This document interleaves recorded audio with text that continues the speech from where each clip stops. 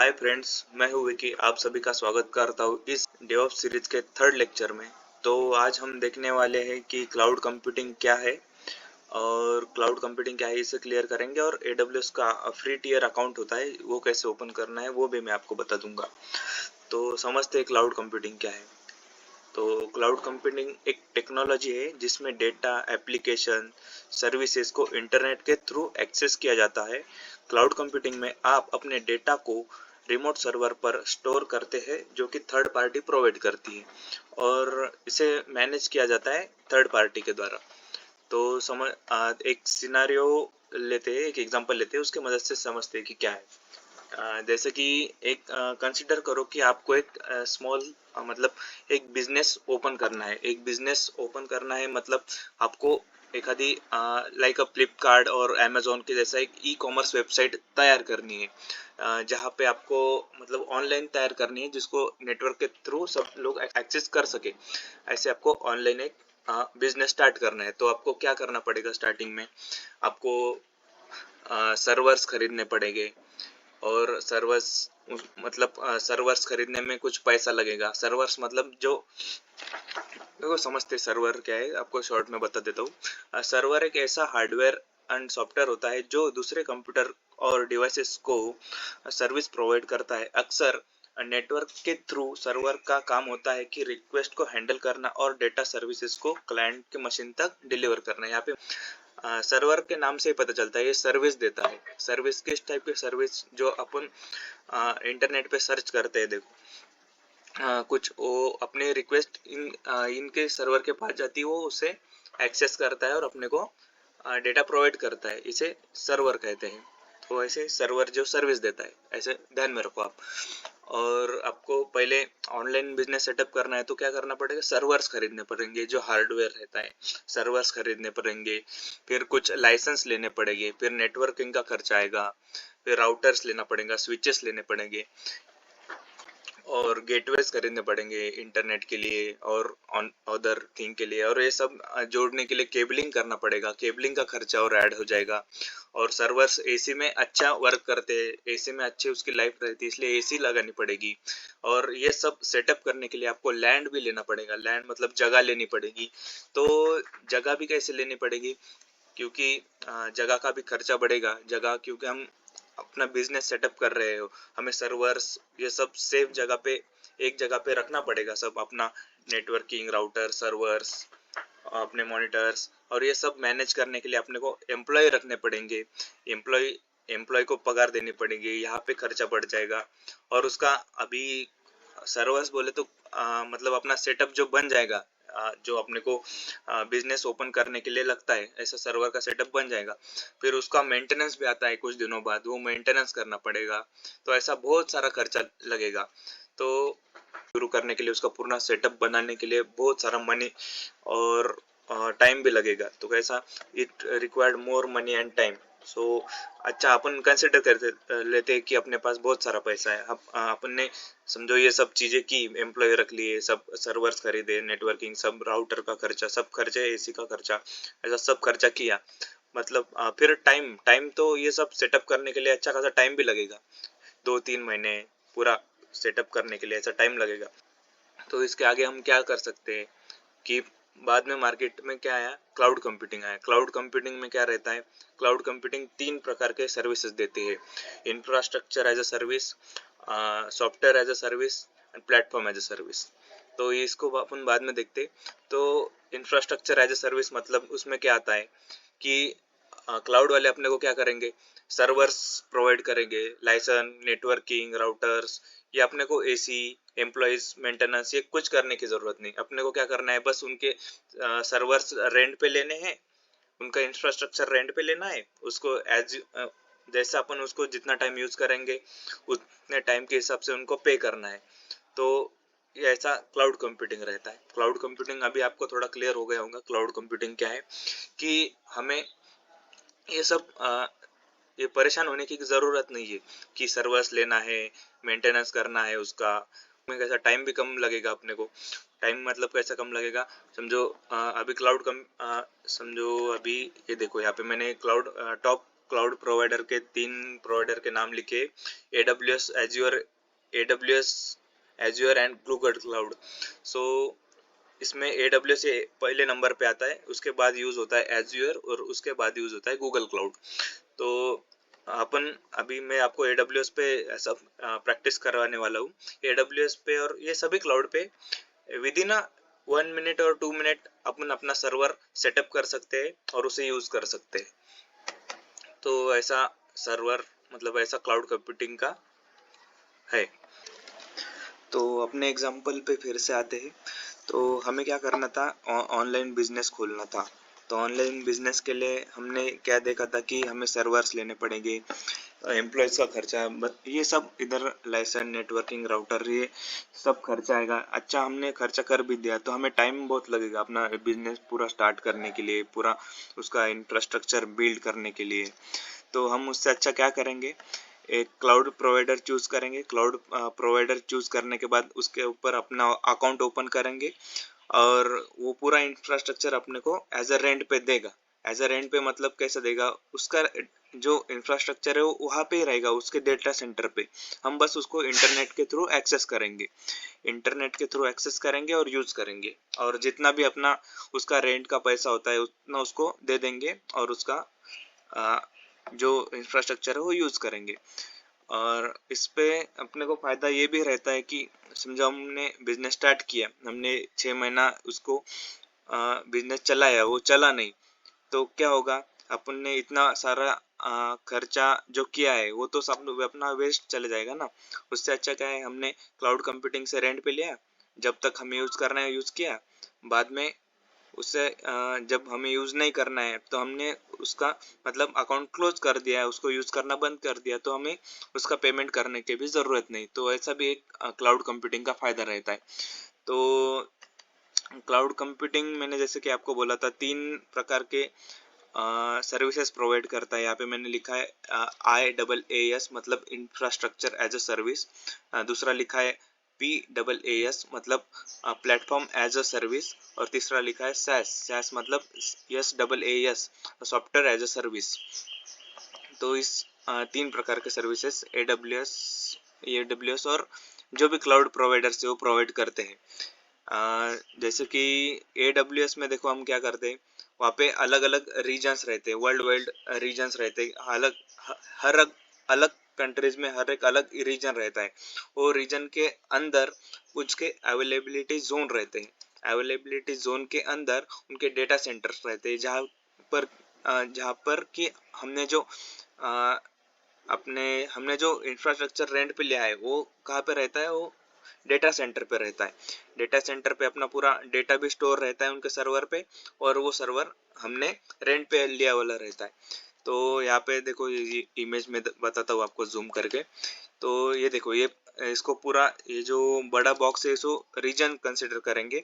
उसके अंदर अभी ये 3 अवेलेबिलिटी जोन है, उस 3 अवेलेबिलिटी जोन के अंदर कुछ डेटा सेंटर्स है। इस डेटा सेंटर्स के कहा, समझो हमने इस डेटा सेंटर पे एक रीजन सेलेक्ट किया जहाँ पे अपने को अपना सर्वर रेंट पे लेना है, और रीजन सेलेक्ट किया, फिर उसके अंदर अवेलेबिलिटी जोन सेलेक्ट किया, फिर इसके अंदर कौन से भी एक डेटा सेंटर पे अपना डेटा सेव रहता है। सो ये साइड वाले इमेज में देखेंगे तो कैसा है, थोड़ा आपको और क्लियर हो जाएगा। तो ये देखो, बैकग्राउंड में एक थोड़ा वाइट पूरा वर्ल्ड का मैप दिख रहा है, और उसके ऊपर उन्होंने ये क्या किया है, रीजन ए रीजन बी ये 2 पार्ट में डिवाइड किया है। देखो यहाँ पे 2 ही बताया है, उसे वर्ल्ड वाइड बहुत सारे रीजन है AWS के। तो ये रीजन्स में कुछ अवेलेबिलिटी जोन है, कौन से कंट्री में 2 है, कौन से कंट्री में 3 है, कौन से कंट्री में 4 अवेलेबिलिटी जोन है, उसके अंदर अपना डेटा स्टोर रहता है। तो ये डेटा सेंटर कैसा दिखता है आपको एक इमेज बताता हूँ, साइड में लेते हैं। ये देखो, ये डेटा सेंटर अंदर से कुछ इस प्रकार दिखते हैं। देखो, तो हमें ये सेटअप करने की जरूरत नहीं है, ये जो रैक्स में लगे वाले जो है ये सर्वर से हम क्या करेंगे, इस सर्वर को रेंट पे लेंगे। क्लाउड कंप्यूटिंग मतलब क्या है, सच में कुछ क्लाउड नहीं है, ये डेटा सेंटर्स है कहा तो भी। में अपने इंडिया में मुंबई रीजन बोल के एक डेटा सेंटर है, इनके हर एक डेटा सेंटर को सिटी के नाम से दिया गया है। जैसे कि इंडिया का मुंबई रीजन है AWS में, वहाँ पे डेटा सेंटर है, वहाँ पे ऐसे सर्वर्स रखे हुए रहते हैं, हम उससे एक्सेस करते हैं। ये अपने को दिखता नहीं है, इसलिए दिखता नहीं और अपने को पता नहीं कहाँ है, इसलिए इसको क्लाउड का नाम दिया गया है।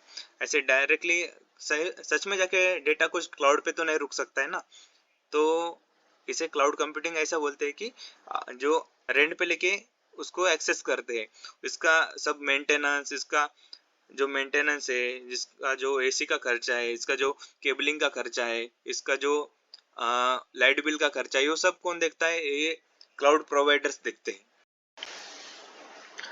तो क्लाउड कंप्यूटिंग के कुछ इम्पोर्टेंट कॉन्सेप्ट भी है और इसे प्रॉपर्टीज भी कह सकते हैं, तो वो देखते हैं हम। तो पहला तो है स्केलेबिलिटी। इसकी डेफिनेशन देखते हैं। Scalability refers to the ability of system और service to handle increasing amount of work और ट्रैफिक बाय एडिंग रिसोर्स और कैपेसिटी। सिंपल डेफिनेशन में देखते हैं। Scalability means that the system can easily grow और श्रिंक टू हैंडल मोर और fewer user और task without breaking down और slow down. तो जैसे कि हमने एग्जांपल में देखा था, हमने एक बिजनेस खोला है, तो वो बिजनेस अपना अच्छा चलने लगा, हमें कुछ और ज़्यादा सर्वर्स की ज़रूरत पड़ी और ज़्यादा स्टोरेज की ज़रूरत पड़ी, तो हम उसको इजीली एक्सेस कर सकते हैं क्लाउड प्रोवाइडर से और उसका रेंट पे करके उसे यूज़ कर सकते। और जैसे ही हमको उसकी ज़रूरत पड़नी कम हो गई, उसे हम वैसे उसको हटा सकते, फिर उसे पे करने की ज़रूरत नहीं पड़ती है। क्लाउड कंप्यूटिंग में आप एक अपनी रिसोर्सेस को एज पर अपनी ज़रूरत के अकॉर्डिंग स्केल अप कर सकते हैं, स्केल डाउन कर सकते हैं। जैसे कि आप हमेशा इफिशिएंट और कॉस्ट इफेक्टिव तरीके से अपने रिक्वायरमेंट को हैंडल कर सकते हैं। तो दूसरी प्रॉपर्टी देखते हैं एक्सेसिबिलिटी। इसका डेफिनेशन देखते हैं। Accessibility refers to the ease with which user can access and use a system, application or data from anywhere at any time using any device with an internet connection. Simple definition में देखते हैं। Accessibility means that you can easily reach and use something whenever you need it, regardless of your location or the device you are using.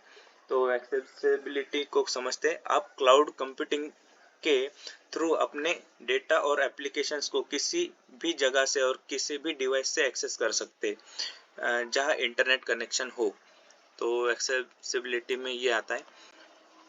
और पे as you go model में देखते क्या है, इसकी डेफिनेशन देखते हैं। डेफिनेशन में देखते pay as you go is a pricing model where user can pay for only the resources और services they use, typically on the usage base or subscription basis, without long term contracts or upfront fees. Simple definition में देखते हैं। Pay as you go means that you only pay for what you use, like paying for the electricity bill or water, based on how much you can consume without having to commit to fixed plan. तो ऐसा है cloud computing में। आपको वो resources ही पे करना पड़ता, आपको वही रिसोर्सेज के लिए पे करना पड़ता है जो आप इस्तेमाल करते हैं, जैसे कि आपको अपने यूसेज के अकॉर्डिंग ही पे करना होता है। तो आगे की इम्पोर्टेंट प्रॉपर्टी या इम्पोर्टेंट कंसेप्ट देखते हैं। रिलायबिलिटी। रिलायबिलिटी की डेफिनेशन देखते हैं। Reliability refers to the consistency and dependency of a system or service to perform its intended functions accurately and continuously without failure or disruption. Simple definition में देखते हैं। Reliability means that something works smoothly and consistently without breaking down or causing problem, ensuring that it's always available when you need. तो cloud service providers अपने infrastructure को maintain करते हैं और redundancy provide करते हैं, जैसे कि आपका डेटा हमेशा अवेलेबल और सिक्योर रहता है, हमेशा अवेलेबल रहता है डेटा। जो क्लाउड प्रोवाइडर्स है, जो वो आपको ऐसा फिक्स क्या बोलते हैं, उसको क्या बोल सकते हैं हम, कि जो क्लाउड प्रोवाइडर्स है वो ऐसा इंश्योर करते हैं कि वो हमेशा आपका डेटा अवेलेबल रखेंगे, उसको सेफ रखेंगे, तो इसे बोलते हैं रिलायबिलिटी। और तो ओवरऑल में देखते हैं, क्लाउड कंप्यूटिंग एक फ्लेक्सिबल, एक्सेसिबल और कॉस्ट इफेक्टिव तरीका है अपने डेटा और अपने एप्लीकेशन को मैनेज और एक्सेस करने का। तो ऐसा है क्लाउड कंप्यूटिंग। आपको अभी क्लियर हो गया होगा कि क्लाउड कंप्यूटिंग क्या है और कैसा इसका यूज वगैरह करते हैं। तो यूज कैसा करते हैं वो तो हम आगे देखेंगे। अभी हम देखें AWS का अकाउंट कैसे ओपन करते हैं। तो अभी आपको अपना ब्राउजर खोलना है और वहाँ पे सर्च करना है AWS फ्री टियर। तो आपके सामने ऐसा पेज आएगा, ऐसा लिंक्स आएंगे। आपको पहले ही इसमें जाना है, free cloud computing services AWS free tier, इस पे आपको क्लिक करना है।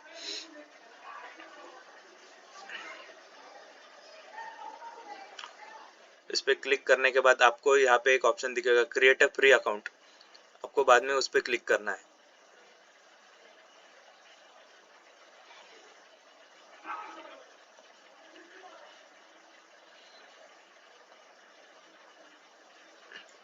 तो उसके बाद आपके सामने कुछ ऐसा पेज आएगा। आपको रूट यूजर ईमेल एड्रेस, यहाँ पे आपका ईमेल एड्रेस डालना है। यहाँ पे आपको अपना ईमेल डालना है और यहाँ पे नीचे आपको अपना जो नाम से आपको अकाउंट ओपन कर रहा है वो नाम यहाँ पे डालना है। वेरीफाई पे क्लिक करना है और रुको मैं करता हूँ।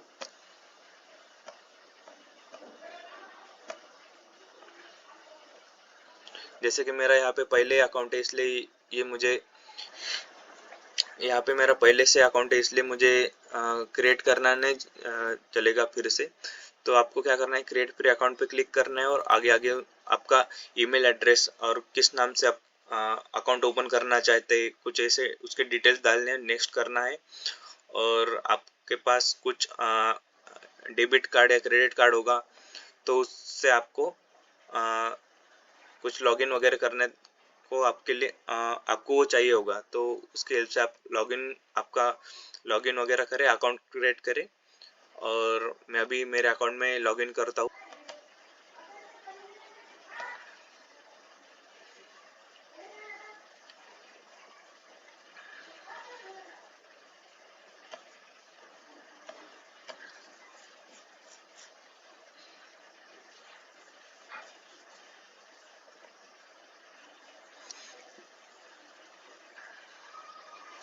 तो लॉगिन करने के बाद कुछ आपको ऐसा इंटरफेस दिखेगा। यहाँ पे आपको मतलब रिसेंटली विजिटेड जो ये यहाँ पे मुझे सर्विस बता रहा है, ये आपको ये नहीं बताएगा। तो आपको क्या करना है, बाद में सर्विसेज में जाना है। सर्विसेज में जाने के बाद कंप्यूट में जाना है। कंप्यूट में जाने के बाद आपको यहाँ पे EC2 ये सर्विस दिखेंगी, EC2 पे क्लिक करना है। EC2 पे क्लिक करने के बाद आपको कुछ ऐसा इंटरफेस आएगा। इसके बाद आपको क्या करना है, क्या करेंगे, यहाँ पे लॉन्च इंस्टेंस करेंगे। लॉन्च इंस्टेंस करने के बाद आपको जो लिनक्स मशीन बनानी है उसका नेम क्या रहा है वो डालेंगे। जैसे कि मुझे अभी लिनक्स 1, मैंने लिनक्स 1 नाम से अभी मेरी मशीन जो बनेगी लिनक्स 1 नाम से बनेगी। तो यहाँ पे आपको वो सिलेक्ट करना है, यहाँ पे अमेजोन लिनक्स को सिलेक्ट कर लेना है। एप्लीकेशन एंड OS इमेजेस में आपको क्या करना है, अमेजोन लिनक्स को सेलेक्ट करना है। ये भी फ्री टियर में अवेलेबल है। इसके आगे आपको क्या मिलेगा, अमेजोन मशीन इमेज। इसमें ये डिफ़ॉल्ट सेट रहेगा कि फ्री टियर का जो है वो आपको यहाँ पे कुछ भी चेंज करना नहीं है, आपको यही रहने देना है। इसके आगे जो डिफ़ॉल्ट है वही रहने देना है। T2 माइक्रो ये भी फ्री टियर एलिजिबल है, ये भी वैसे डिफ़ॉल्ट है वही रहने देना है।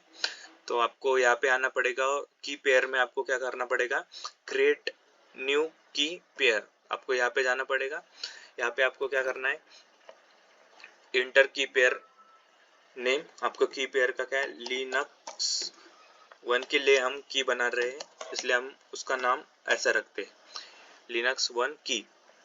तो आप हमें पुट्टे के थ्रू जो कनेक्ट करना है अपना लिनक्स, तो हम पुट्टे के थ्रू कनेक्ट करेंगे। तो हमें क्या करना है, पीपी की फाइल डाउनलोड करनी है। हम वो करते हैं, क्रिएट की पेयर पे क्लिक करते हैं। जैसे कि आपने देखा यहाँ पे हमारी लिनक्स वन की डॉट पीपी की ये फाइल डाउनलोड हो गई है,